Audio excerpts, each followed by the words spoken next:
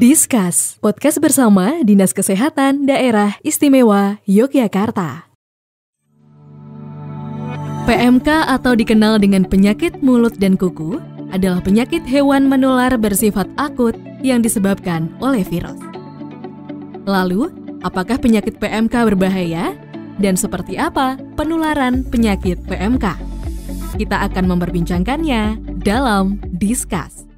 Bersama anggota Komisi D DPRD DIY Nurholis Suherman SIP MSI dan Ketua ID Gunung Kidul Dr. Diah Prasetyorini MSc.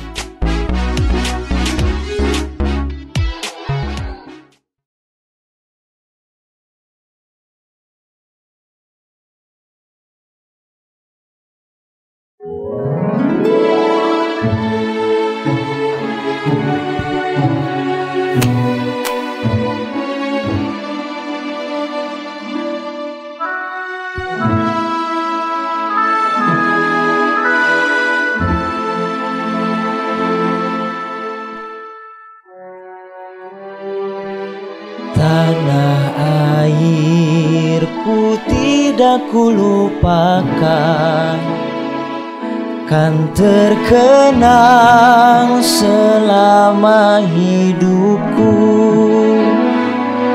Biarpun saya pergi jauh, tidak akan hilang dari kalbu.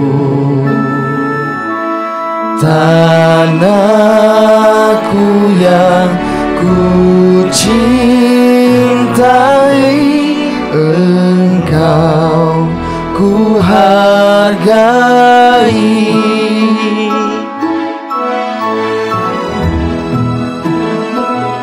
Walaupun banyak negeri ku jalani, yang masyhur permai di kata orang. Biarpun saya pergi jauh, tidak akan hilang dari kalbu. Tanahku yang ku cintai, engkau ku hargai.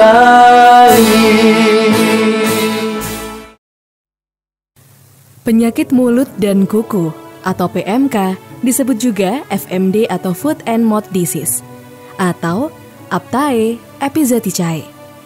Penyakit ini merupakan penyakit hewan menular yang bersifat akut yang disebabkan oleh virus.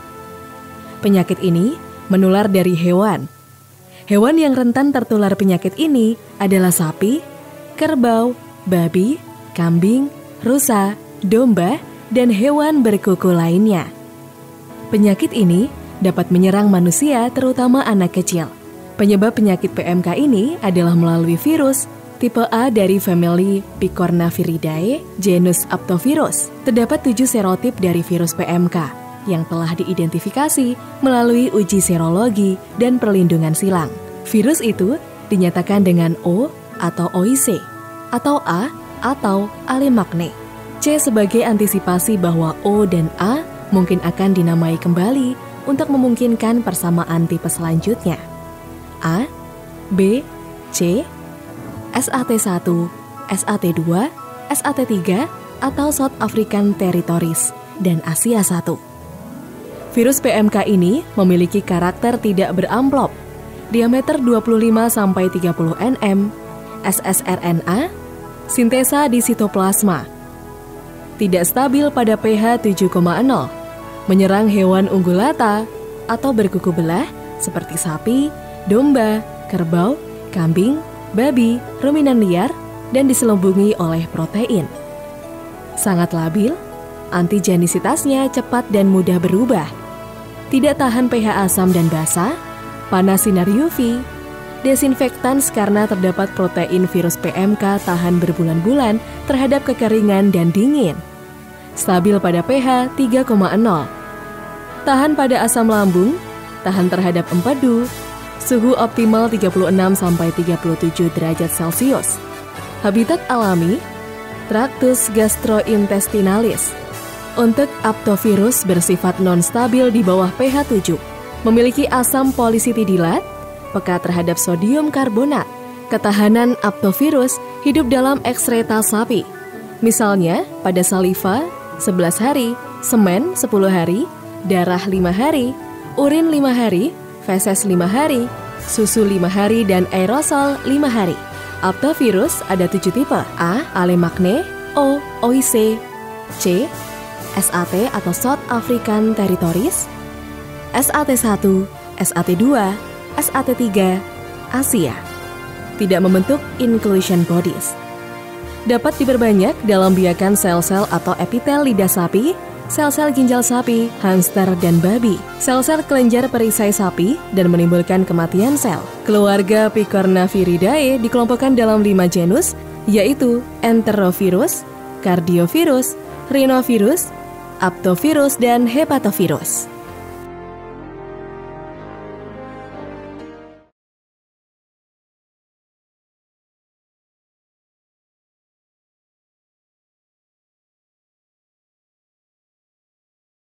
Bismillahirrahmanirrahim. Assalamualaikum warahmatullahi wabarakatuh. Salam sehat dan selamat datang di Discuss, podcast bersama Dinas Kesehatan Daerah Istimewa Yogyakarta, yang tentunya podcast ini dipersembahkan khusus untuk Anda sebagai upaya promosi, sosialisasi, dan juga edukasi terkait beragam permasalahan kesehatan dan juga terkait pelayanan kesehatan.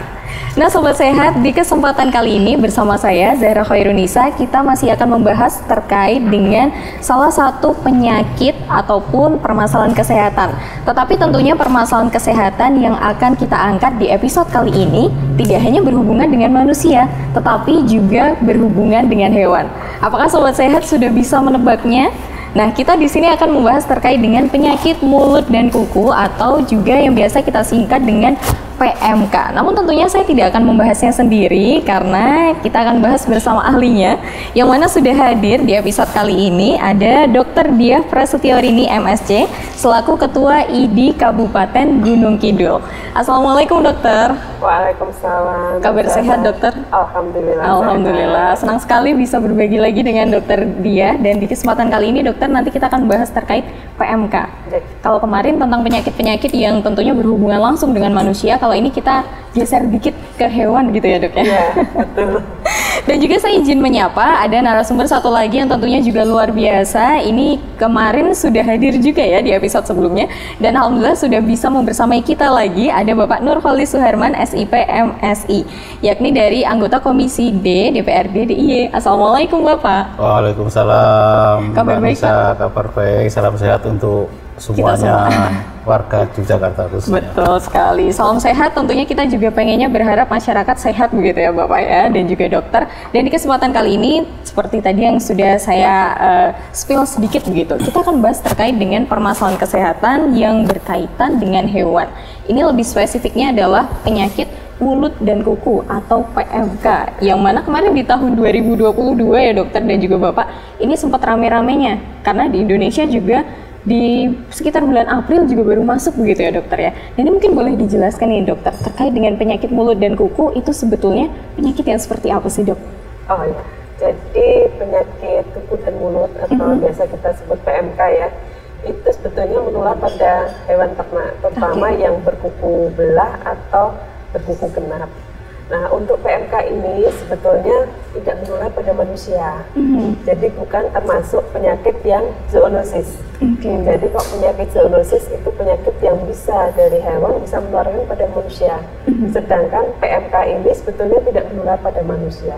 Tapi manusia bisa jadi perantara untuk menularkan antar hewan satu dengan hewan yang lainnya. Baik. Jadi seperti itu. Dan untuk penyakit PMK ini disebabkan oleh virus atau virus, kita menyebutnya seperti itu. Dan ini kalau untuk virusnya sendiri tentunya yang namanya tiap virus itu kan beda-beda ya dokter ya. Kalau untuk virus yang menyebabkan PMK ini, itu virusnya seperti apa sih dok? Atau mungkin bisa menyebar lewat apa ini? Ya. Untuk penularannya sebetulnya untuk atau virus ini penularan pada hewannya itu bisa secara langsung, artinya dari hewan ke hewan. Kemudian bisa pakai perantara. Perantara itu salah satunya tadi manusia, atau mungkin juga hewan ini dibawa kemana mau dijual.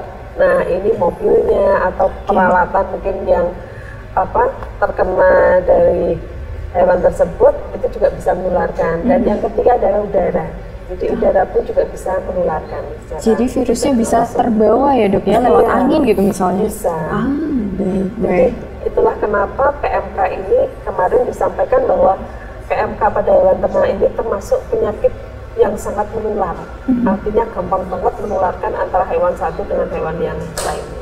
Makanya ketika PMK ini masuk ke Indonesia, langsung jadi kasusnya banyak gitu ya dok ya? Iya. Bisa sampai ribuan gitu. Apalagi kalau sudah ada, kalau ternak itu kan ada lalu lintas ternak ya. Betul. Jadi kan misalnya dari keluar DIY mau masuk ke DIY itu kan harus betul-betul dipantau dengan ketat biar di suatu wilayah tidak terjadi, kalau kita di manusia tidak terjadi outbreak seperti itu. Baik, ternyata ini adalah dari virus sobat sehat, dan juga tentunya virusnya ini tadi ya bisa ditularkan dengan berbagai macam cara. Ada yang kontak langsung ataupun juga terbawa, dan juga bisa kemudian manusia ini sebagai pembawanya begitu ya dokter ya. Dan ini kalau kita beralih ke Pak Nurholis ini, Pak Nurholis, ketika virus PMK ini masuk ke Indonesia, kemudian dari yang kemudian awalnya kasusnya hanya 1-2, karena tadi persebarannya sangat masif dan juga cepat, itu jadi kasusnya sampai ribuan. Nah, masyarakat sendiri tentunya jadi heboh ya Pak ya ketika itu. Dan ini kalau dari Bapak sendiri melihat fenomena virus PMK ataupun penyakit PMK di masyarakat sendiri seperti apa ini?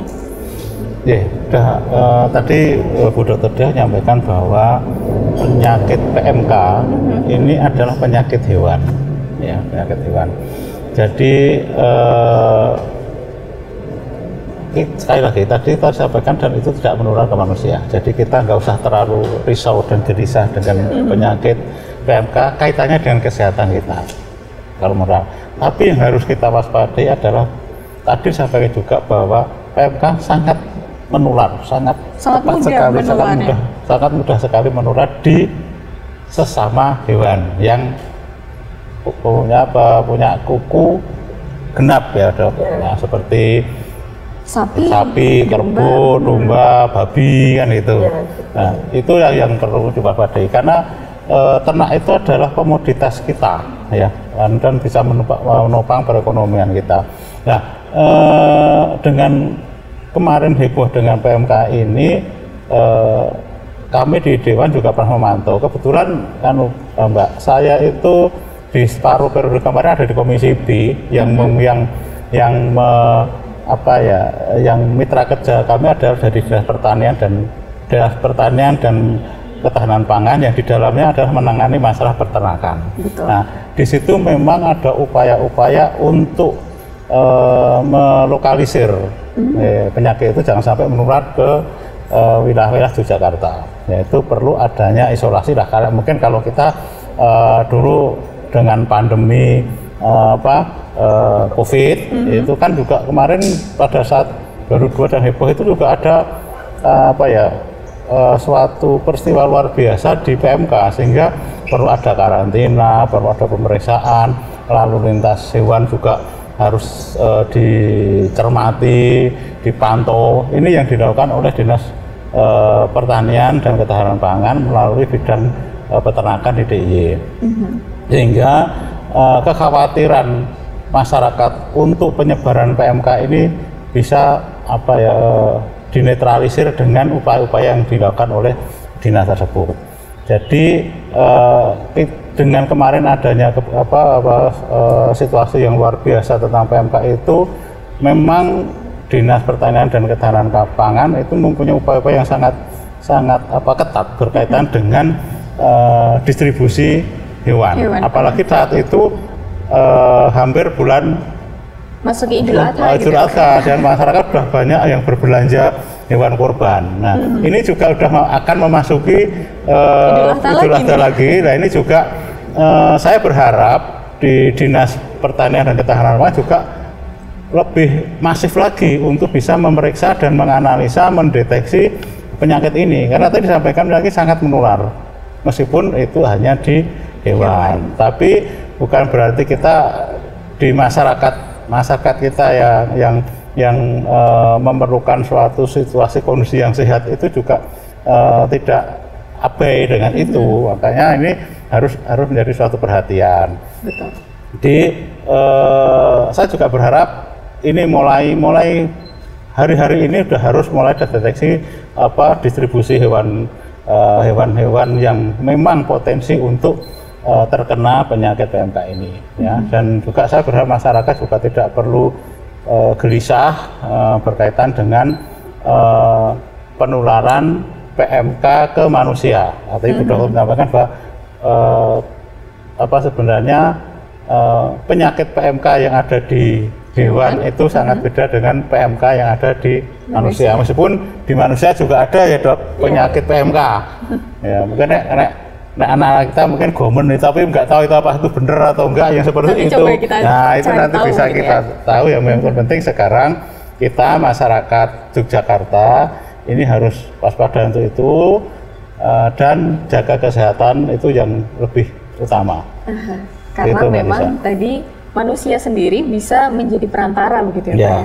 Oke, tapi tentunya dari dinas sendiri sudah ada upaya pencegahan, upaya penanganan, dan juga tadi upaya sosialisasi kepada masyarakat yang perlu kemudian digalakan terus begitu ya Bapak ya.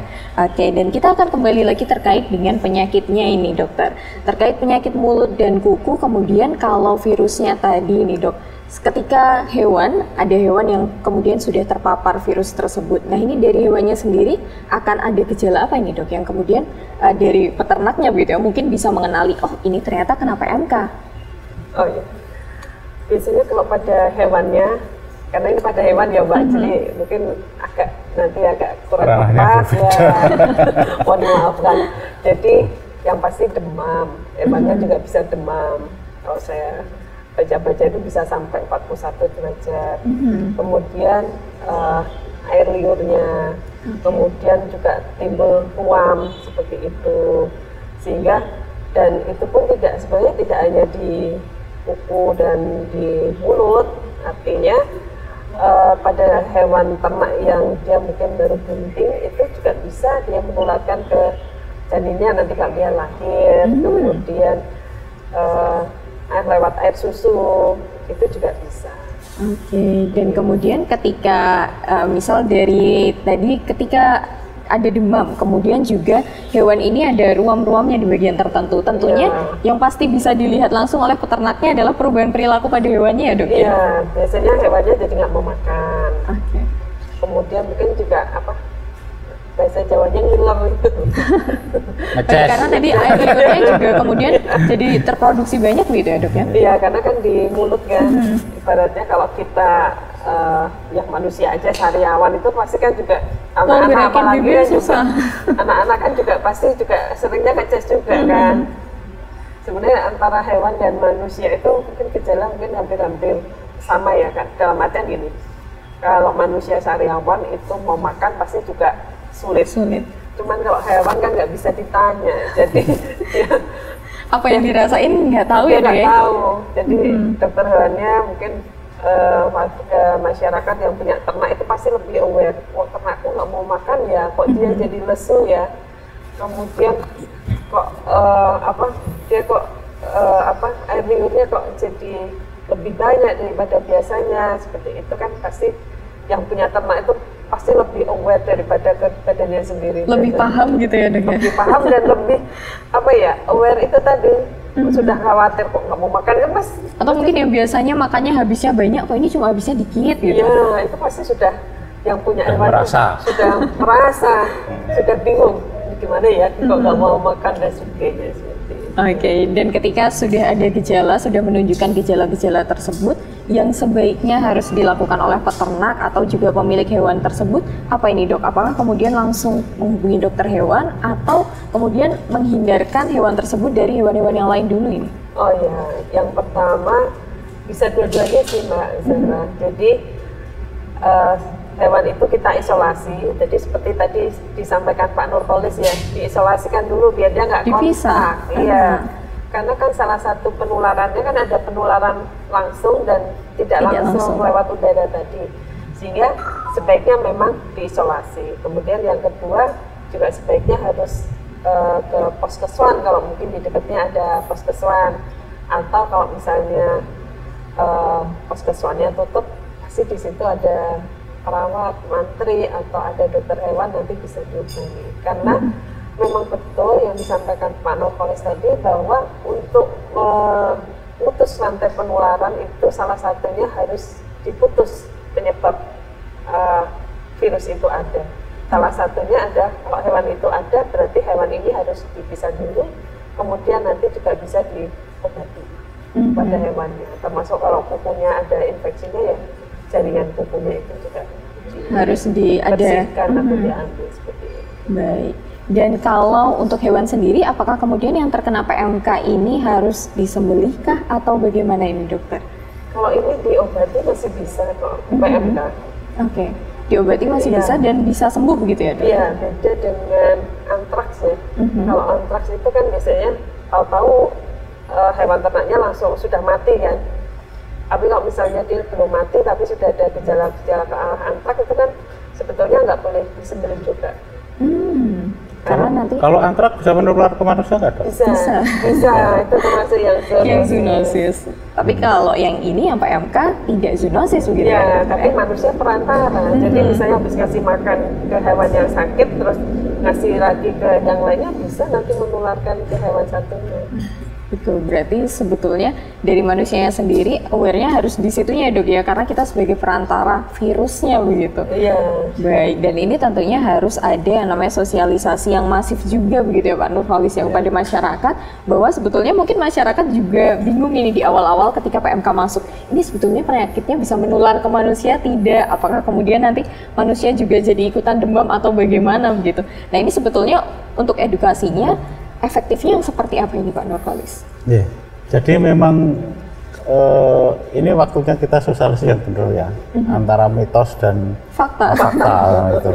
Jadi nggak tahu, tapi kan kemarin juga dilakukan oleh teman-teman dinas kesehatan dan dinas pertanian, karena dinas kesehatan modal pertanian itu juga melakukan tracking kepada warga yang mengkonsumsi hewan yang terkena PMK. Nah ini makanya kan menjadi suatu kegelisahan juga di masyarakat. Nah ini harus betul-betul disampaikan kepada masyarakat bahwa ternyata menurut dokter dia tadi kan ini tidak menular ke manusia. Mungkin bagi anak-anak, mungkin bagi anak-anak kecil yang mungkin kayak daya tahan tubuhnya masih sangat rentan, mungkin bisa, tapi nggak tahu apakah itu juga karena virus ini, juga kita nggak tahu. Dokter dia nanti akan menyampaikan. Tapi yang jelas ini di saat-saat sekarang yang ini sudah mulai akan memasuki hari Idul Adha, yang masyarakat juga beribadah mau menyembelih hewan kurban. Ini harus dinas pertanian khususnya. Nih saya mendorong dinas pertanian untuk bisa mensosialisasikan kerawanan dan efek dampak daripada penyakit ini.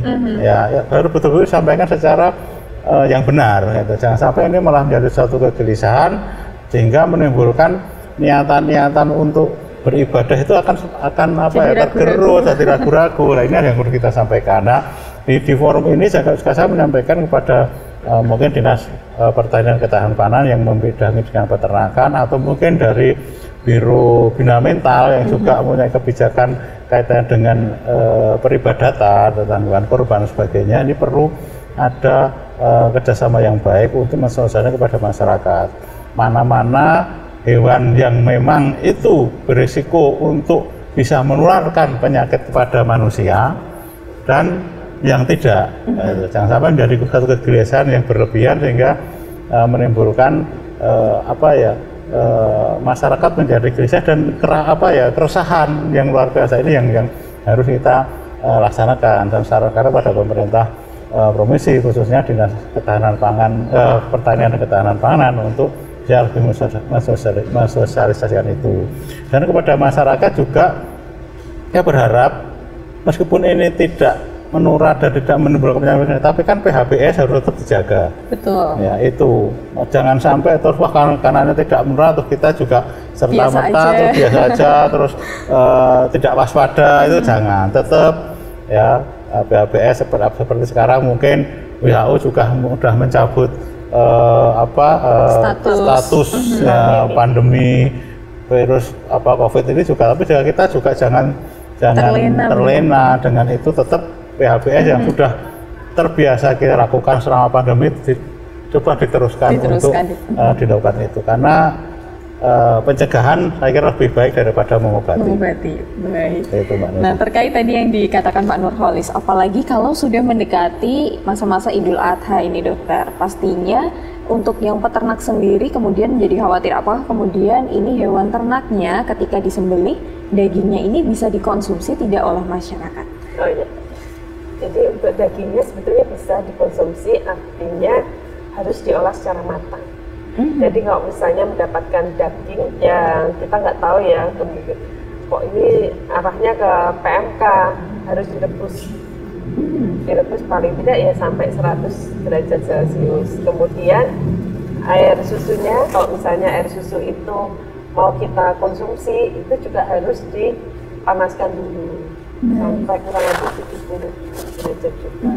Sehingga daging yang kita konsumsi itu sudah matang, jadi virus yang ada itu udah ibaratnya udah nggak ada virusnya, aman lah ibaratnya. Karena takutnya meskipun tidak menular pada manusia, tapi kalau daging yang kita konsumsi itu bukan daging dari daging yang sehat, itu akan muncul penyakit di saluran cerna. Jadi kemungkinan bisa diare, kemungkinan juga bisa nanti mual, keluhan di saluran cerna. Kemudian mungkin nanti perlu juga Bapak Ibu, karena ini tadi disampaikan ya Pak Nurholis, Mbak Zahra mendekati Idul Adha ya, pasti banyak hewan-hewan yang nantinya akan kita sembelih, sehingga mungkin untuk memasaknya, karena ini harus direbus dulu sampai matang baru ibaratnya kita olah, itu mungkin ya kalau sate itu saya mungkin tidak, kadang-kadang pematangannya malah tidak sempurna, nggak sampai 100 derajat juga. Kemudian dihindari bagian mulut, bagian kuku, dan juga jerohan. Jadi kalau daging insya Allah masih nggak apa-apa. Berarti ada bagian-bagian tertentu yang sebetulnya lebih baik tidak perlu dikonsumsi begitu ya? Iya, kalau memang sudah yakin itu terkena PMK, tapi kalau yakin sapinya sehat ya tetap, kalau untuk bagian-bagian tertentu tadi ya tetap kita rebus juga untuk pemanfaatannya untuk kita konsumsi. Tapi ketika menyembelih tentunya kita memakai alat begitu ya dokter ya. Nah, untuk penggunaan alat dan lain sebagainya tentunya harus ada sterilisasi berarti dok. Jadi untuk alatnya sebetulnya kan tidak menular di manusia ya. Jadi sama sih sebetulnya untuk kita melindungi diri kita, gunakan sarung tangan. Gunakan sarung tangan, kemudian kalau hewan aja kan yang mungkin satu, saya nggak tahu kalau pas potong itu apakah satu hewan satu alat atau setelah buat potong satu lagi dicuci, diasah biar tajam lagi, atau memang masing-masing satu kan biasanya udah ada tukang potongnya. Ada SOP-nya juga nih dok, biasanya beda-beda ya, tiap masjid ada yang kemudian alatnya beda-beda, ada juga yang kemudian hanya bergantian begitu. Saya yakin pasti nanti dari Dinas Peternakan, Dinas Pertanian itu pasti juga nanti akan turun ke bawah terkait juga untuk kewaspadaan terhadap PMK ini. Sehingga hewan ternak yang besok kita konsumsi ini betul-betul aman pada saat kita merayakan Idul Adha. Oke, jadi sedikit lebih lega begitu ya dokter ya, masyarakat ketika mengetahui bahwa sebetulnya bisa dagingnya dikonsumsi asal masaknya harus bisa matang. Baik. Dan Pak Nurholis ini kalau dari saya ini sebetulnya jadi penasaran kalau misalnya masyarakat sendiri ingin membeli hewan kurban begitu, kemudian tahu kalau misalnya oh ini hewan kurbannya kena PMK, itu masyarakat sebetulnya jadi ragu nggak sih Pak? Dan kemudian bagaimana kemudian dampak dari peternaknya sendiri ketika masyarakat kemudian jadi ragu untuk membeli hewan ternak, otomatis penjualannya juga akan menurun dan berdampaknya ke ekonomi dan lain sebagainya. Kalau dampak ekonomi saya kira enggak, Pak. Karena ini kan masyarakat tuh lebih pentingnya ke ibadahnya, kan gitu ya. Ibadahnya, karena kan kita menyembelih hewan kurban kan niatnya ibadah, bukan untuk untuk dimakan dagingnya atau dijual lagi kan enggak. Nah, jadi kalau itu saya kira semangat masyarakat untuk membeli itu saya kira tidak terpengaruh itu. Namun sekali lagi kita juga harus waspada. Belilah hewan kurban yang betul-betul sehat. Nah ini juga peran daripada Dinas Pertanian Ketahanan Pangan melalui bidang peternakan tadi harus betul-betul sigap untuk itu. Nah, karena itu betul-betul dipantau. Karena di masing-masing kecamatan atau beberapa kecamatan ada satu itu sudah ada puskeswan. Nah di sana mulai sekarang harus udah mulai bergerak untuk mendeteksi pergerakan ternak dan penyakit ternak yang muncul di lapangan, sehingga masyarakat yang punya niatan untuk beribadah ini nanti tidak menimbulkan tadi dampak ekonominya. Ya mungkin kalau ada penyakit hewan masuk di Jogja misalnya, itu mungkin kan ya mereka karena takut beli hewannya mungkin dibeli hewan di luar Jogja, padahal kan itu kalau dampak ekonominya kalau menurut saya. Jadi karena kan niatan itu bukan untuk jual beli, tapi karena untuk ibadah. Saya kira antusiasme masyarakat untuk beli semakin besar sekarang, apalagi pandemi sudah berakhir. Kemudian 2 tahun kemarin atau 3 tahun kemarin juga mungkin ada yang menunda melakukan ibadah kurban. Ini kan sudah mulai lagi banyak yang normal lagi ya. Ini juga harus diimbangi sekali lagi, antusiasme untuk kurban itu diimbangi dengan tadi pengawasan kepada hewan kurban yang lebih ketat lagi dari dinas terkait, sehingga masyarakat tidak dirugikan, pedagang tidak dirugikan, peternak juga tidak dirugikan, dan itu harapan kami, sehingga semua jadi happy lah di itu rasa ini untuk beribadah maupun untuk jual beli hewan kurban. Dan tentunya itu harus merata semua daerah ya Bapak. Iya, karena takutnya nanti di daerah yang sini yang memang bukan istilahnya yang paling banyak peternaknya ini jadi aman-aman aja. Dan ini Mbak, saya juga berharap dinas atau bidang peternakan harus juga memantau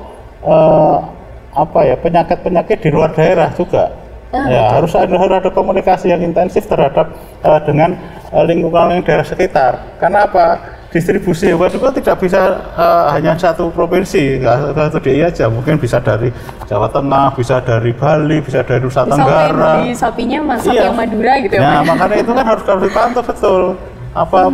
Penyakit di daerah-daerah yang lain yang mungkin dinas peternakan saya sangat paham distribusi hewan kurban itu dari mana saja. Itu harus dipantau daerah-daerah itu sampai nanti itu menimbulkan pandemi di Jogja ini yang harus kita waspadai, sehingga sekali lagi kita beribadah mendapatkan pahala, kita bisa menikmati dagingnya, pedagangnya juga mendapatkan untung, semua happy di Idul Adha ke depan.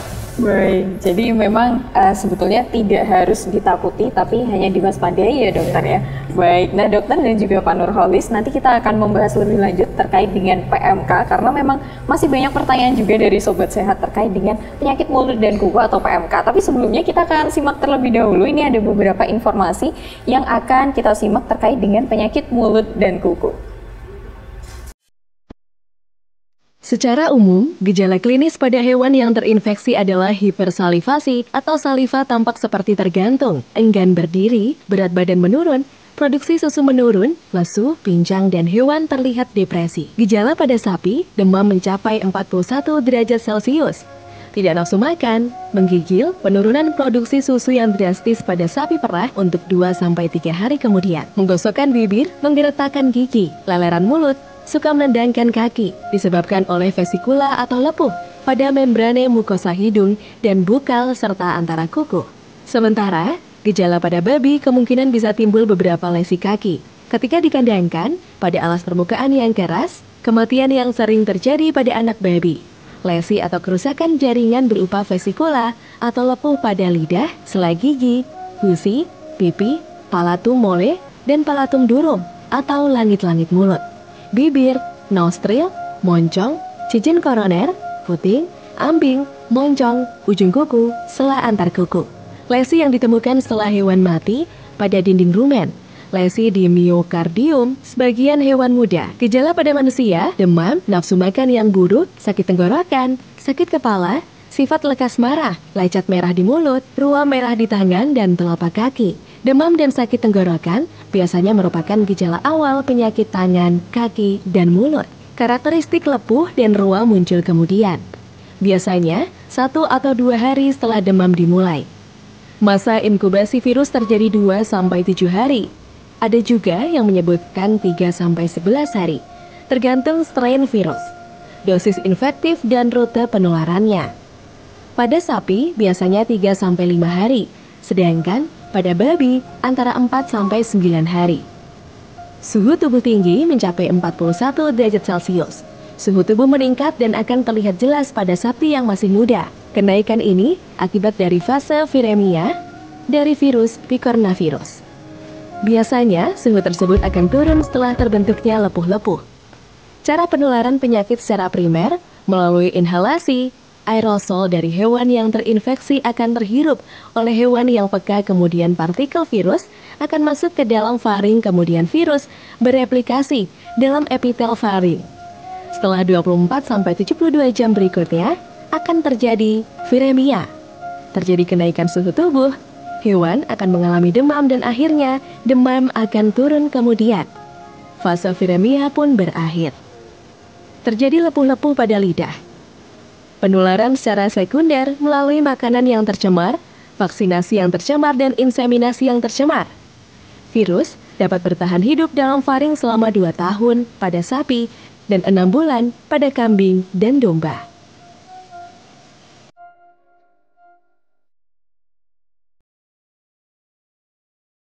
Baik, tadi sudah kita saksikan terkait bagaimana informasi mengenai PMK yang tentunya ini sayang juga untuk dilewatkan karena kita harus mengetahuinya ini Sobat Sehat.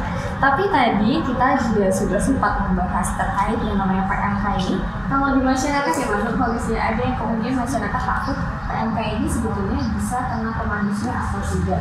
Padahal ini perlu kita cari tahu lebih lanjut bahwa sebetulnya PMK pada manusia ini berbeda ya dokter ya. Iya. Nah, ini mungkin bisa dijelaskan lebih dokter. Sebetulnya kalau PMK di manusia ini itu seperti apa? Oh iya. Jadi kalau PMK yang di manusia kita sering menyebutnya dengan hand, foot, and disease atau penyakit mulut, tangan, dan kaki. Itu ada juga sebetulnya, tapi virusnya penyebabnya beda. Jadi kalau yang di ternak tadi kan aktovirus, sedangkan pada manusia ini adalah Coxsackie-virus atau human enterovirus 17.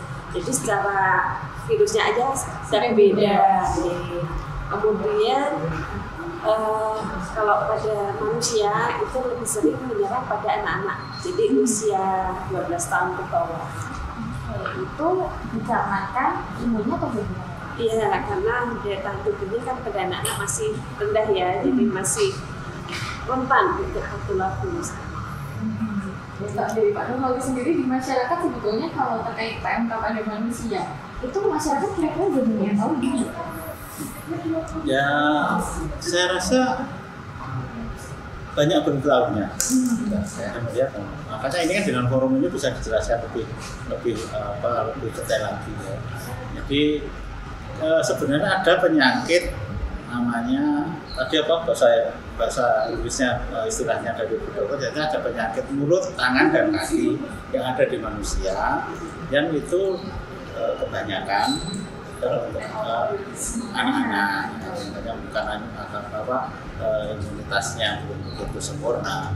Nah, ini yang perlu dipahami pada masyarakat, memang sebenarnya ada penyakit yang hampir mirip tapi memang penyebabnya berbeda. Ini harus sudah dipahami pada masyarakat. Nah, ini juga harus kita waspadai karena segala penyakit yang berasal dari virus itu mesti penularan sangat cepat ya, dan sangat mudah menular. Ini juga harus kita waspadai. Masyarakat juga harus tahu ada penyakit tangan, kaki, dan mulut. Nah itu mungkin indikasinya seperti apa, mungkin nanti Bu Dokter bisa jelaskan. Juga jangan sampai ini nanti menjadi pandemi juga kan gitu. Kita kan takutnya gitu, meskipun ini belum banyak terjadi atau belum banyak dijumpai di masyarakat, tapi kan kita harus waspada, Mbak. Ternyata ada penyakit mulut, tangan, dan kaki yang itu penyebab adalah virus. Dan harus bagaimana karena nanti Bu Dokter Diah mungkin bisa menyampaikan secara detail dan masyarakat biar lebih paham. Yang berbeda dan bukan berarti penyakit PMK-nya hewan itu sama dengan penyakit PMK-nya yang ada di manusia, itu sangat berbeda. Jadi jangan terlalu khawatir dan gelisah, tapi tetap harus waspada. Karena itu juga namanya penyakit, ya tetap harus kita waspadai, harus kita cegah dan kita obati kalau memang sudah terjadi. Apalagi anak-anak ini kan juga menjadi generasi ke depan untuk kita. Jangan sampai nanti kita tidak tahu penyebabnya apa, kemudian resiko seperti apa, karena harus tetap baru kita jaga, harus kita waspadai apa yang terjadi pada anak kita. Dan ini sudah terklarifikasi bahwasanya PMK pada hewan dan manusia ini beda. Dari segi virusnya pun juga sudah berbeda. Dan kemudian tadi dokter terkait dengan penularannya. Nah ini seperti apa kalau penularan dari PMK yang manusia? Jadi untuk penularan pada manusia itu sebetulnya bisa secara langsung, artinya dari pada saat penderita yang penyakit ini batuk, bersin, berbicara itu juga bisa menularkan virusnya. Kemudian bisa juga kan nanti pada saya sampaikan dulu ya keluhannya yang biasanya yang sering didapatkan ya. Biasanya yang sering didapatkan adalah demam. Awal itu demam karena penyakit ini punya masa inkubasi, masa dari virus masuk sampai muncul gejala ini 3-7 hari.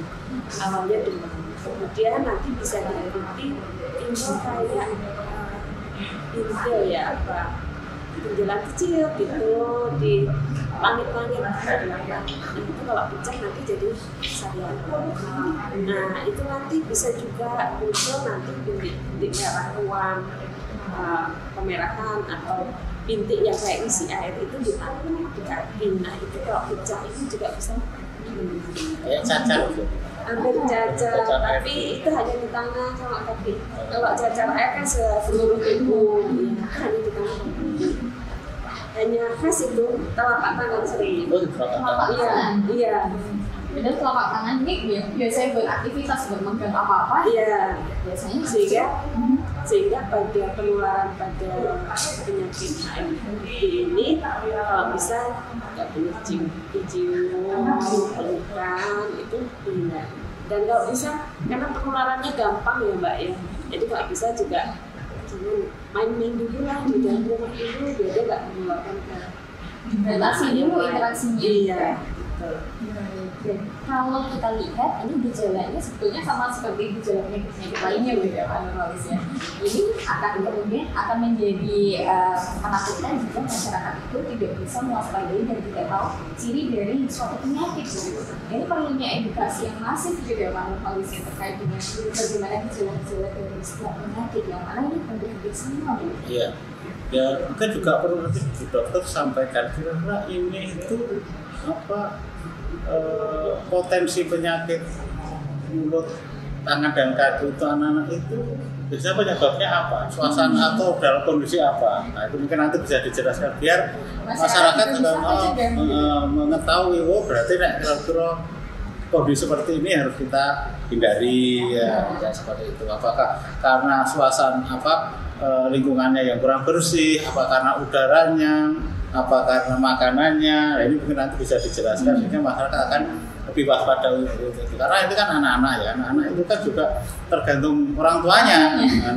Orang dewasa mungkin dia bisa berpikir, bisa memilih tindakan untuk apa. Itu kan anak-anak ini kan ya apapun mesti dalam bagaimana orang tuanya itu memperlakukan itu akan terjadi. Jadi ya nanti perlu disampaikan pada masyarakat termasuk suasana apa sih yang mendukung untuk penyakit mulut, tangan dan kaki untuk anak-anak ini bisa bisa muncul lah, virus itu bisa muncul. Nah, saya kira kepada orang tua ini juga perlu menjadi suatu kewaspadaan bahwasanya penyakit yang berasal dari virus itu kan banyak dan penularannya sangat cepat. Ini juga harus ada edukasi kalau nanti sampaikan sebenarnya apa yang perlu dilakukan sih dalam merawat anak kita di usia-usia yang masih sangat rentan terhadap penyakit ini. Nah ini perlu sekali dilakukan, diberikan sosialisasi kepada masyarakat. Mungkin tidak hanya kepada orang tua yang Pak Nurholis, tetapi juga mungkin tenaga pendidik seperti guru PAUD. Betul, sangat penting sekali itu masuk guru PAUD, kemudian kader-kader kesehatan di posyandu ini juga perlu sekali diambil. Makanya saya juga mendorong untuk dinas kesehatan nanti mungkin bisa ada suatu kerjasama dengan dinas pendidikan kaitannya dengan tadi bagaimana memberikan suatu edukasi kepada guru-guru PAUD untuk bisa menjaga kesehatan. Mungkin PHPS sudah ya, PHPS mungkin sudah. Saya mungkin tidak intinya kalau PHPS itu diberikan kepada guru. Nah, tapi kan bagaimana guru-guru itu bisa mendeteksi secara dini penyakit-penyakit yang punya resiko penularan tinggi itu kan perlu juga. Apalagi kalau di sekolah ini tempatnya anak-anak bermain. Nah, makanya itu kan pendidik khususnya guru-guru PAUD dan kader-kader yandu itu juga kita harus diberi edukasi, diberi pemahaman terhadap resiko penyakit yang sangat cepat untuk menular ini. Nah ini saya akan dorong itu untuk dinas kesehatan, apalagi kaitannya dengan anak-anak. Ini harapannya nanti segera ini ada program yang bisa mensinkronkan antara memberikan suatu sosialisasi, edukasi kepada masyarakat kaitannya dengan bagaimana kesehatan anak lebih optimal. Terutama ketika anak-anak menghabiskan waktunya justru lebih banyak di sekolah daripada di rumah ya. Iya. Dan terkait dengan penyebabnya tadi dok, ini kalau untuk penyakit mulut, kuku dan anak di manusia gitu ya, itu sebetulnya karena apa atau juga penyebabnya itu karena ada yang spesifik begitu? Sebetulnya kalau untuk penyebabnya tadi sudah jelas virus ya, dan virus itu bisa masuk di kala daya tahan tubuh kita rendah. Nah, kasus ini mungkin agak banyak muncul itu di musim pancaroba. Jadi antara musim kemarau, musim penghujan, apalagi seperti sekarang itu kan curah hujannya tinggi kok, siang tapi panas banget. Jadi yang perubahan ekstrim suhunya cuacanya itu kan bikin daya tahan tubuh kita biasanya turun. Nah, itu kan kalau pada anak-anak itu kan karena imunitasnya juga belum terbentuk dengan baik, itu sehingga penularan juga pasti akan lebih cepat. Tapi pada orang dewasa itu sebetulnya bisa kena juga, tapi tanpa gejala atau asimptomatik kita menyebutnya. Nah, pada dewasa yang tertular ini, itu dia akan menularkan ke anak-anak yang di dekatnya. Jadi seperti tadi disampaikan oleh Pak Nurholis, tepat sebetulnya pada kita perlu waspada ke guru-guru PAUD, guru TK, kader posyandu, atau pada saat anak-anak ini berkumpul bareng. Pada saat mungkin dia sekolah, atau mungkin dia di PAUD, atau mungkin dia pada saat penindakan di posyandu. Sehingga harapannya kalau anak ini sudah muncul keluhan awal kan demam ya, sudah muncul keluhan awal demam, ini sebaiknya itu tidak coba ke sekolah. Yang kedua juga kalau misalnya ada posyandu, pamit dulu posyandunya daripada nanti akan terjadi penularan ke yang lain. Dan itu virusnya juga sama seperti yang istilahnya karakteristiknya, apakah bisa kemudian entah ketika anak itu menyentuh benda, apakah di benda tersebut virusnya juga akan menempel dan masih aktif begitu? Kalau menyentuh benda sebetulnya lebih ke arah, meskipun dia menularnya bisa menular ke antar manusia dalam artian bersin, batuk dan sebagainya. Tapi kalau untuk di benda sepertinya belum terlalu ya. Tapi lebih kalau misalnya menyentuh benda dan dilalahnya itu yang bintik cairannya dia ada yang pecah. Nah bendanya itu dipegang yang lain itu bisa boleh. Tapi kalau masih utuh, masih berjalan-jalan, nah itu kemungkinan penularan yang di situ bisa minimal. Dan pengobatannya sendiri seperti apa dokter? Ini kalau untuk yang PMK untuk manusia ini? Sebetulnya kalau pengobatan khususnya itu sebetulnya tidak ada. Artinya kalau misalnya karena bakteri dikasih antibiotik, sebetulnya ini enggak. Jadi lebih ke arah terapi suportif. Terapi suportif itu lebih ke arah bagaimana dia meningkatkan daya tahan tubuh. Kemudian yang kedua juga keluhan apa yang muncul itu yang diberikan obat. Iya.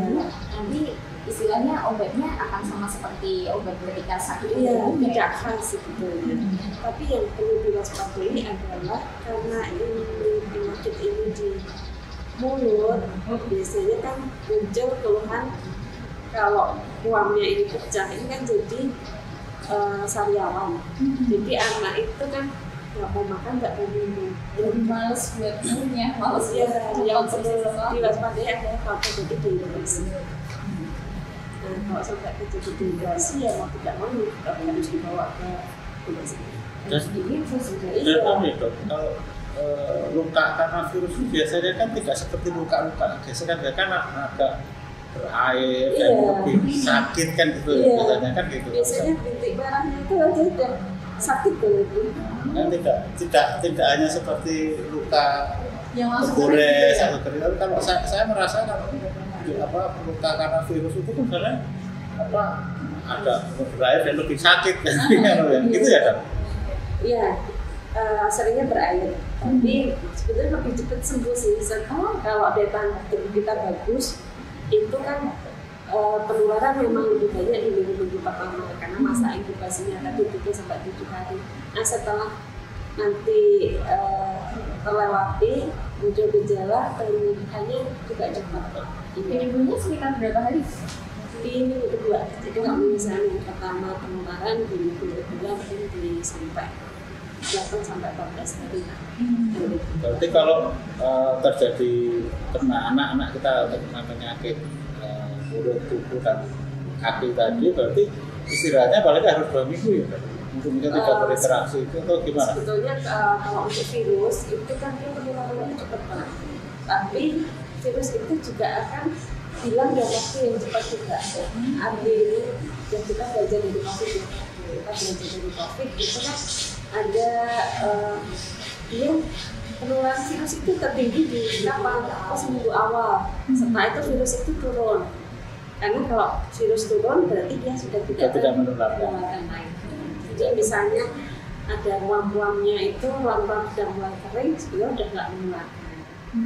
Jadi masa aktifnya sudah lewat. Ya.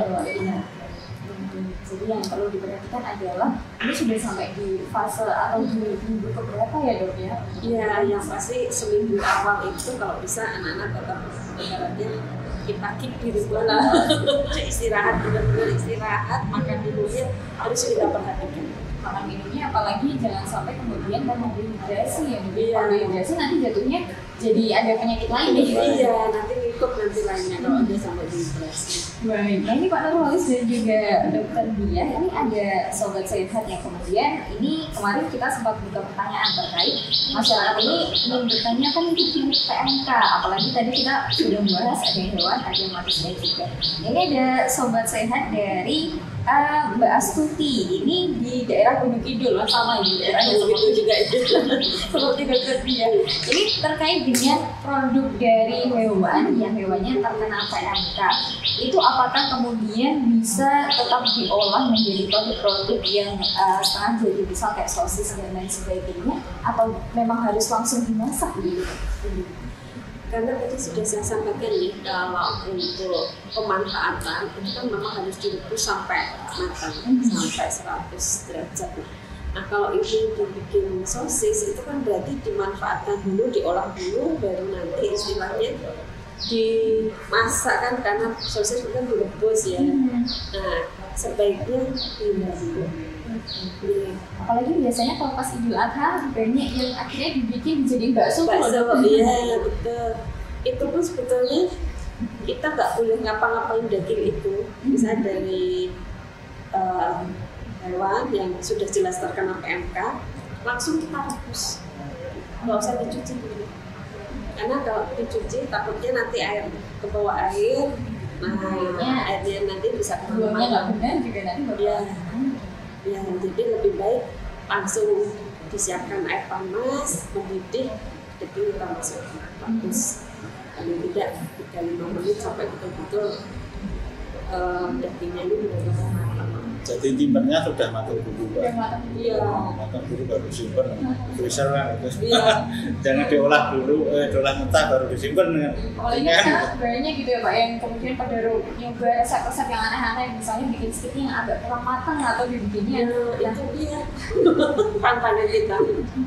Itu tentunya ini akan menjadi sangat baik jika edukasinya tadi ya Pak ya bisa kemudian sampai kepada masyarakat, terutama ini masyarakat yang mungkin di wilayah pedesaan ataupun juga yang jauh dari kemudian pusat kota yang mana informasinya cepat menyebar. Itu kalau untuk edukasi yang tepat atau edukasi efektif sebetulnya bagaimana Pak?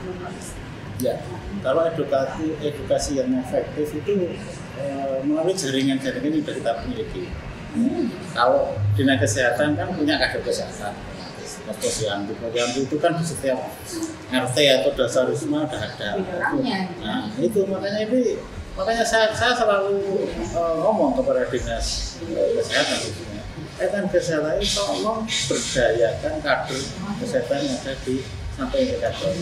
Diberdayakan juga jangan hanya dikasih informasi terus, tapi kesejahteraannya juga terus dipikirkan kan gitu ya, harus kita dorong kan gitu loh. Saya sebagai warga masyarakat juga kasihan kepada kader yang kita buru informasi terus, tapi kesejahteraan juga tidak ditopang dengan kesejahteraan yang meningkat juga, itu juga kasihan. Maka kalau dorong untuk itu, saya selalu ngomong itu, marilah kita berupaya lah.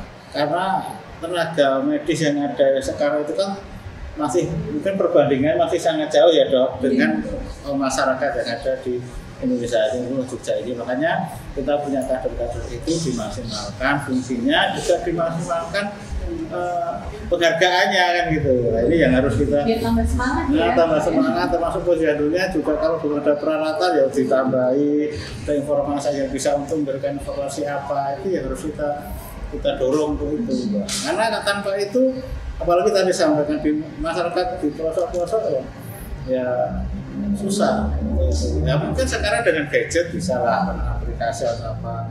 Tapi kan sekarang masyarakat itu kan juga kepedulian terhadap buka kaitannya dengan kesehatan sama dengan hiburan itu kan juga masih jauh ya tuh.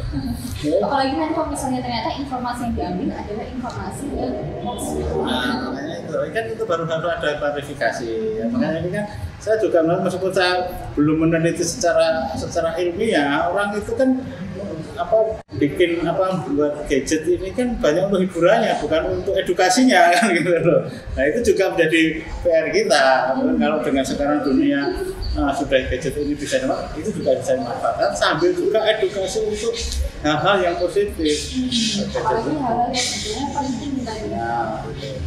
Dan ini kita akan beralih ke pertanyaan yang lain. Ini ada kalau ini dari wilayah kota ini. Jadi sahabat Denny, ini dari Sobat Sehat. Ini kalau dari Sobat Sehat Denny ini bertanya terkait dengan apa yang perlu dikonsumsi, terutama yang kemudian diberikan kepada anak-anak untuk bisa meminimalisir anak-anak ini nanti daya tahan tubuhnya menjadi rentan, apalagi ketika sudah terkena virus tadi. Oh iya. Jadi kalau untuk yang harus dikonsumsi sebetulnya kalau kita kembali lagi ke pola hidup bersih dan sehat, lifestyle itu kan lebih buah, sayur, cairan itu jangan sampai telat lah isi. Kalau pada manusia kan paling enggak dewasa itu kan 8 gelas per hari ya. Kemudian 5 kali makan itu ada, tiap kali kita makan itu ada sayurnya, juga ada buahnya. Sehingga dengan kita mengkonsumsi secara benar sebetulnya itu bisa meningkatkan daya tahan tubuh kita. Tapi seringkali anak-anak itu kan kalau diajak makan sayur itu kan susah gitu. Sukanya yang kering-kering. Dan ini PR untuk orang tuanya harus digimanain biar sayurannya nggak kelihatan gitu dok? Iya, biasanya akhirnya digituin Mbak. Akhirnya orang tua ini banyak yang kreatif ya, jadi bikin macam-macam mau kudapan untuk anak-anak ini sebetulnya ada sayurnya, tapi sayurnya itu tertutupi oleh bentuk dan rasa. Dibikin nugget lah atau dibikin apa gitu. Iya, termasuk ada nugget tempe, kemudian mungkin juga menu-menu yang lain lah, wortel diparut apa itu kecil-kecil, jadi dicampur sama daging ayam, jadi anak-anak tuh dibikin siomay, dibikin dimsum kayak gitu, atau mungkin menu yang lain sudah banyak. Oke, tapi kalau untuk suplemen ataupun vitamin itu kan banyak sekarang. Kemudian vitamin ini mengandung beberapa macam vitamin dan beberapa macam mineral. Seperti itu sebetulnya penting untuk dikonsumsi atau bagaimana? Atau dalam kondisi tertentu saja? Sebetulnya kalau anak-anak itu kebutuhan untuk sayuran, buah, cairannya cukup, istirahat cukup, sebetulnya nggak masalah. Nggak perlu ditambah vitamin pun nggak apa-apa sebetulnya. Tapi kan seringkali ada ketidakseimbangan antara apa yang dikonsumsi dan apa yang dikeluarkan dan apa yang dibutuhkan, sehingga inilah yang kadang-kadang ada ketidakseimbangan ini yang menyebabkan virus itu bisa masuk. Baik, jadi memang tadi perilaku hidup bersih dan sehat, kemudian isinya ini Pak. Saya mau tanya ke dokter bentar, Pak. Boleh. Dengan tadi suplemen ya, minuman atau makan suplemen itu, apakah itu juga sudah bisa menggantikan kebutuhan tubuh terhadap apa yang tadi misal harus nasi, sayur, buah harus seimbang itu Pak? Sebetulnya kalau untuk kayak vitamin, suplemen itu kan kita butuhkan dikala kebutuhan itu masih kurang, sehingga harus perlu ditambahkan dari luar. Tapi tetap makanan yang kita konsumsi itu satu, tidak hanya kandungan gizinya aja yang kita perlukan, tapi kan juga ada saat makanan masuk kita minum, berarti untuk kesehatan tubuh dan juga lidah kita ini juga bisa berfungsi dengan baik. Kemudian setelah masuk nanti sampai di lambung pun akan dicerna juga. Kemudian nanti ke usus dan sebagainya.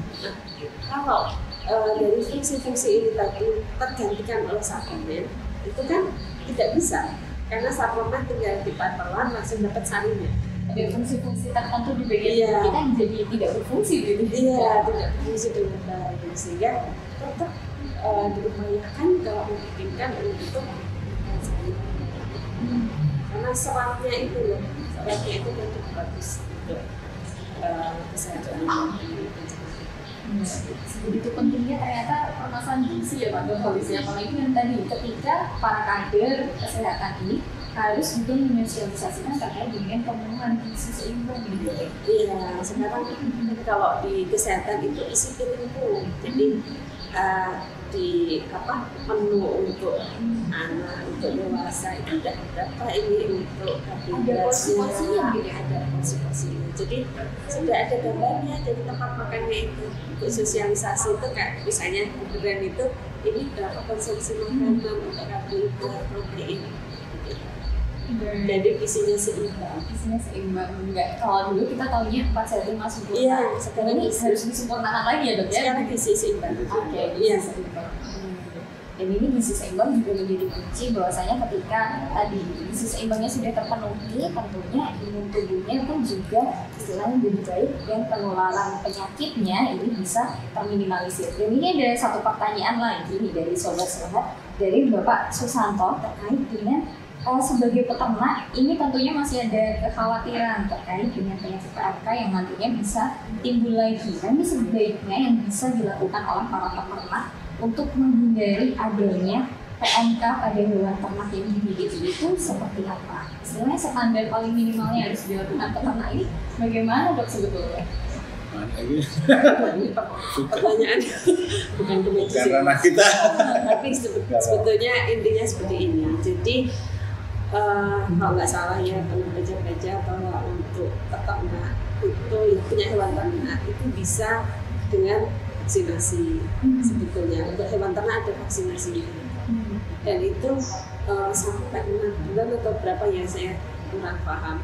Tapi sebetulnya saya yakin pemerintah dari lewat Puskeswan atau dinas terkait itu pasti sudah membuat rencana bagaimana agar penyakit ini tidak menjadi kasus yang mewabah seperti itu. Karena kalau menjadi kasus yang mewabah, yang ternaknya pasti nggak akan laku ya Pak ya.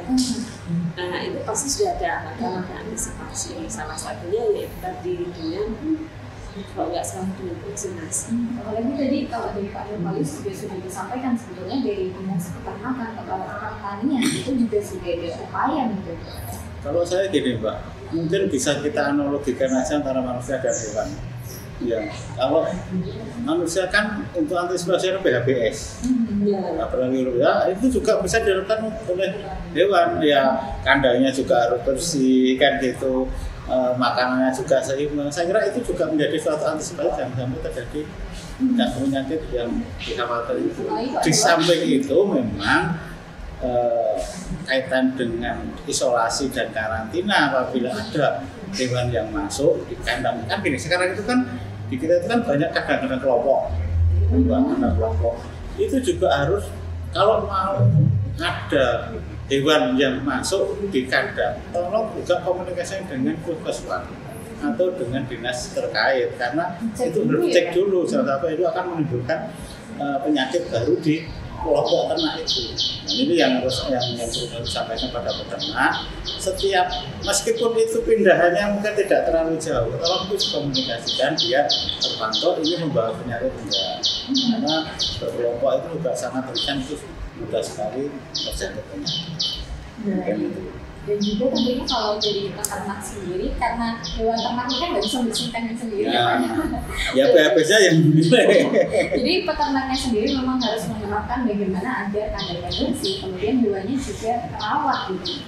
Oke, dan juga terkait dengan PMK pada manusia ini, dokter, untuk kemudian pengobatannya dan juga tadi pencegahannya, apakah sebetulnya kalau dari dinas kesehatan atau mungkin dari misalnya tenaga kesehatan kemudian ada di desa-desa seperti itu sudah ada istilahnya checklist bahwasanya di daerah ini sebetulnya kalau PMK dari manusia itu tidak ada atau ada kemungkinannya seperti itu? Sebetulnya kalau untuk checklist atau mungkin pemetaan itu sebetulnya kalau pemetaan belum ya, karena penyakit ini pun juga nggak terlalu banyak. Jadi kalau di Gunung Kidul yang saya dapatkan ya, itu di tahun 2021 itu hanya 3 kasus, kemudian 2022 6 kasus, nah 2023 ini udah 16 kasus sampai dengan bulan Mei ini, jadi agak banyak ya. Karena satu kasus itu naik, saya kira pengaruh musim pancaroba banget ya, kalau ini pancarobawi banget itu bisa. Kemudian yang kedua adalah pelaporan, sistem pelaporan yang semakin bagus. Jadi kalau mungkin dulu ya mungkin belum jadi concernnya pemerintah ya, sekarang ini perlu diwaspadai ini, harus lapor, kan ada sistem pelaporan yang setiap minggu. Jadi untuk respon surveillance-nya sehingga ini saya yakin cepat untuk diketahui kalau terjadi lonjakan kasus juga akan ada langkah-langkah antisipasi biar tidak semakin banyak. Nah itu tadi ya dok ya, angkanya juga naiknya agak jauh sebetulnya. Iya, yang tahun ini agak jauh. Jadi belasan yang sampai nanti kemudian terus meningkat, kalau bisa justru bisa turun lagi. Iya. Oke, dan juga karena ini dari pertanyaan Sobat Sehat, alhamdulillah sudah terjawab semua. Dan mungkin dari dokter ini bisa kemudian memberikan pesan tambahan terkait dengan masyarakat untuk bisa waspada, baik itu PMK pada hewan ataupun pada manusia ini. Jadi untuk PMK pada hewan itu kita harus satu seperti yang disampaikan Pak Nurholis tadi, PHBS. Kemudian yang kedua adalah daging ini harus kita olah dengan baik sebelum kita konsumsi. Artinya tadi saya sampaikan harus direbus dalam suhu 100 derajat Celcius paling tidak 30 menit lah. Tadi saya menyampaikan 5-10, tapi idealnya adalah 30 menit. Dan itu pun nanti akan bisa melindungi kita dari penyakit-penyakit pada hewan ternak yang lainnya.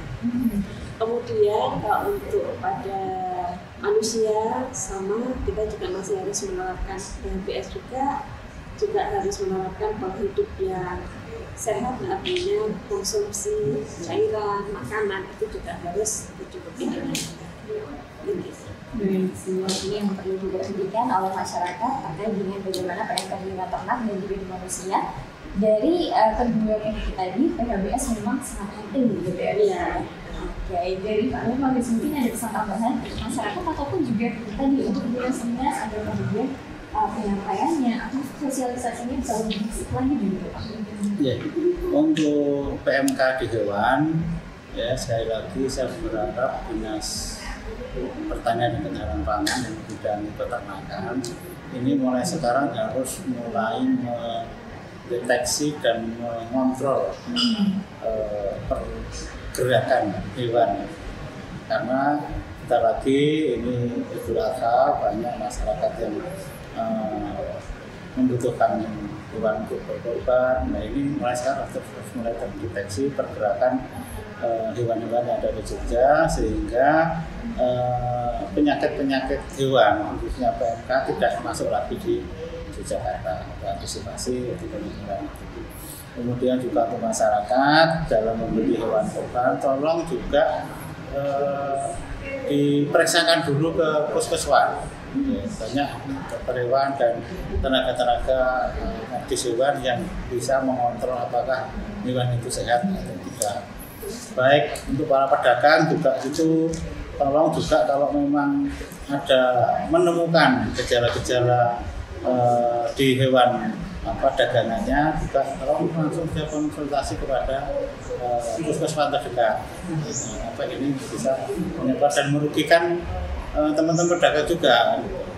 Nah, ini sehingga saya berharap masyarakat nggak usah gelisah dengan berbagai penyakit yang ada di hewan korban, asalkan kita itu cara memasaknya atau cara mengolah daging hewan korban itu dengan baik, itu tidak akan menimbulkan penyakit. Ya, itu yang perlu menjadi perhatian, dan semoga di hari Idul Adha ke depan semua sehat, hewan korban yang disembelih juga semakin banyak, pahala kita semakin banyak, dan masyarakat di Jakarta semakin sehat. Dan juga tadi kalau masyarakat bisa terhindar dari yang namanya PMK pada manusia tadi ya Pak ya. Baik, terima kasih banyak ini dokter dan juga Pak Nurul. Semoga nanti di lain waktu kita bisa berbagi lagi ya dengan sobat sehat terkait dengan beragam permasalahan kesehatan yang mungkin dari masyarakat sendiri masih banyak yang belum tahu. Baik, sekali lagi terima kasih dokter dan juga Bapak, selamat melanjutkan aktivitas kembali. Sampai jumpa di episode selanjutnya. Wassalamualaikum warahmatullahi wabarakatuh. Waalaikumsalam. Demikian sobat sehat perbincangan kita terkait dengan PMK, penyakit mulut dan kaki, tidak hanya di hewan tetapi juga tadi kita sempat membahas terkait dengan PMK yang ada di manusia, terutama pada anak-anak ya. Nah ini perlu menjadi perhatian khusus. Semoga di episode ini sobat sehat bisa mengambil banyak poin-poin yang perlu kemudian menjadi titik-titik waspada di mana kita bisa melakukan pencegahan ataupun juga kemudian bisa menghindari adanya ataupun juga terkontaminasinya virus di tubuh kita. Nantikan episode di Discuss selanjutnya sobat sehat, dan tentunya sobat sehat bisa ya menyampaikan berbagai macam permasalahan yang ingin diketahui, nanti bisa disampaikan di kolom komentar juga. Saya Zahra Farinisa mewakili kru yang bertugas pamit undur diri. Terima kasih. Wassalamualaikum warahmatullahi wabarakatuh. Salam sehat.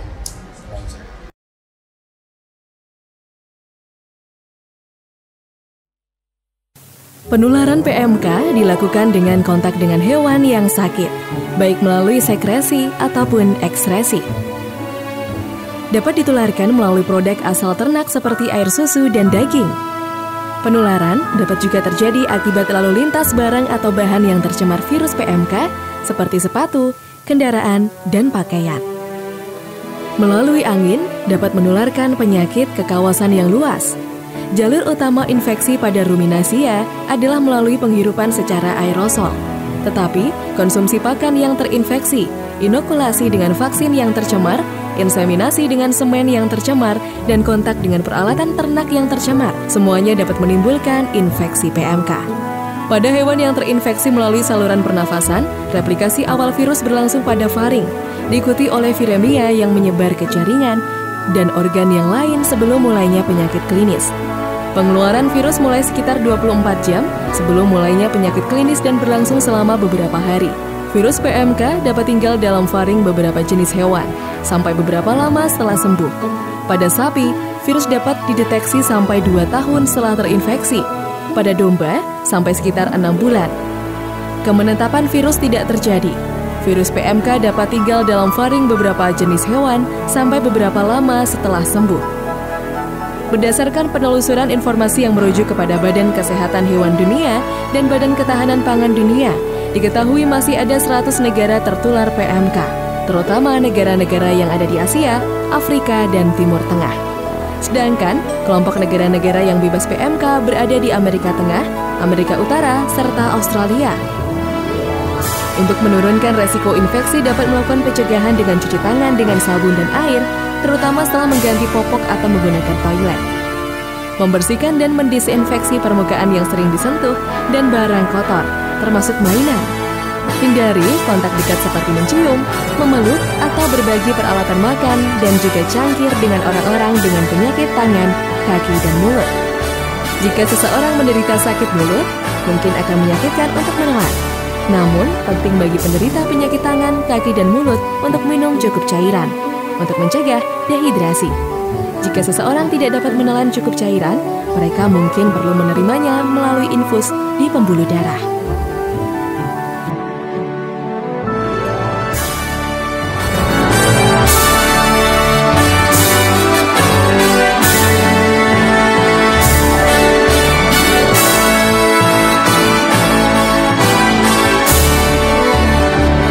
Biarpun saya pergi jauh, tidak akan hilang dari kalbu. Tanahku yang ku cintai, engkau ku hargai.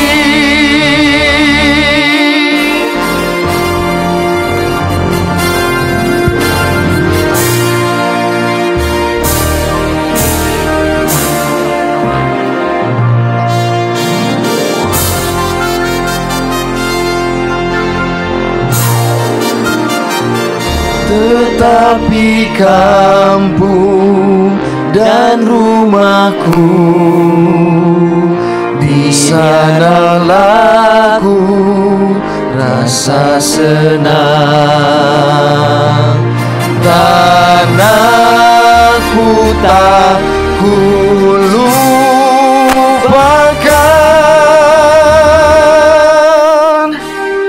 engkau ku banggakan.